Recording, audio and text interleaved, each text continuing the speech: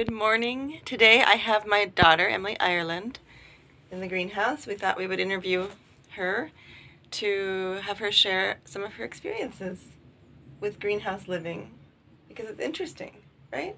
So, welcome to the fancy chair where your grandfather's kimono is on this chair to cover it because it's kind of old and wooden and needing repair.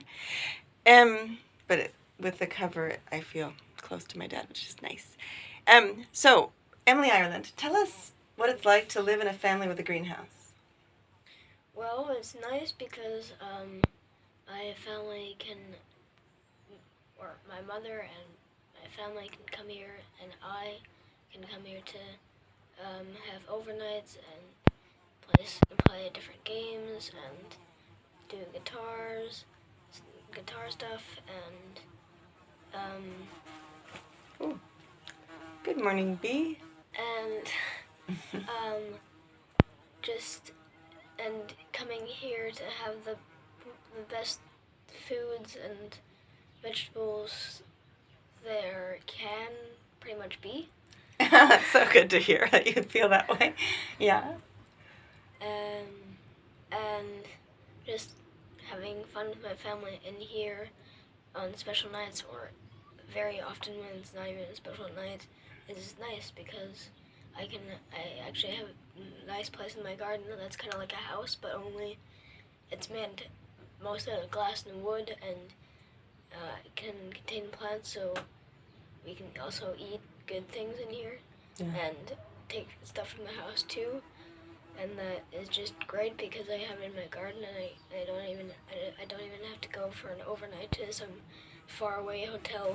Yeah. Have a real good overnight away from home. I can just be right in my greenhouse in my garden and know that I'm fine here, and I don't have to go and spend money for just a weird hotel. Yeah, you don't have to go on vacation. We haven't had very many vacations because we just come here for vacation.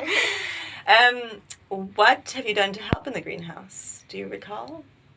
Well, I say myself that I'm pretty good at planting seeds. I've helped my mother and my sisters and brother and my dad, all of them, my family, to help actually grow all the stuff and actually have food in here, and not just like a plain old house that's made out of wood and glass with nothing in it. Well, we also have a fine display of laundry drying. Yeah, we also have a fine, and another nice thing about this place is that we don't even need to use our clothes dryer because we can just use our own greenhouse. Definitely. Because it can't get wet because there's a bunch of glass around here, so the rain can't come through and they can't get wet, and so when there's sunlight they can just dry quickly without even having to spend any money on a clothes dryer. It's pretty extraordinary, I have to say. When I realized that the greenhouse provides solar warmth in a efficient way for clothes drying, they get dry so fast, and it's so fun to hang them.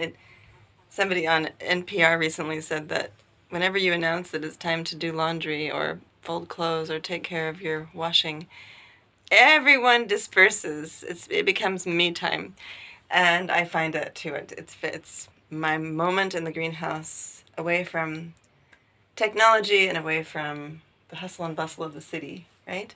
Our garden happens to be a real oasis, but there is plenty of noise and plenty of distraction in the house or toward the street, and so when I come back here, it all disappears. It all falls away. Okay, Emily Ireland, let's hear some more. Any tips for someone who wants a greenhouse, or for other children, what they can do to help their parents with gardening? Like, from a child's perspective, is it fun? And would you recommend it? Maybe someone's watching now who wants to get their children to put away the devices and focus on nature. How would you suggest they begin? Well, maybe they could begin by first they could not go right onto a greenhouse. First they could just have a small garden kind of, and Like on their balcony or their terrace and then help windowsill. and then make their or tell their children to help them plant seeds and stuff. Maybe invite them is better, right? Yeah. Hey, come help me. It'd be fun. Yeah. Maybe you can go to the garden center together, or a grocery store for seeds. Okay, sorry, I'm interrupting. What else? And maybe if you can, maybe after that, like once you've already had your child do a few things with planting the seeds and you're on your balcony or whatever, you don't even have to get a greenhouse as big as ours. I've seen around my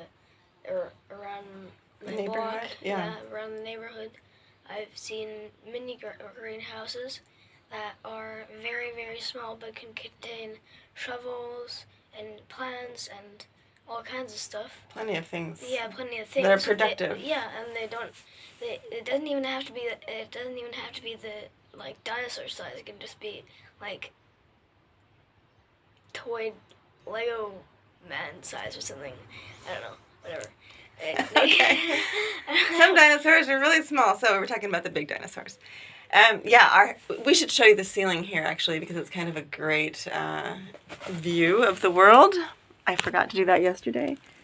Remember, there's some washing hanging up. We've got this ceiling. Oh, look at that spider spinning a web. Where?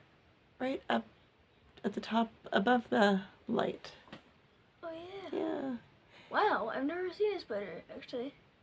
Like, make a web. I've only seen in action. Their webs. Yeah, we've seen lots of spiders do lots of jumping around. So we're going to close this conversation now, but please feel free to write us at whalesonglight@gmail.com, and you will continue to be part of the conversation, I think, because you're such a wise soul with ideas.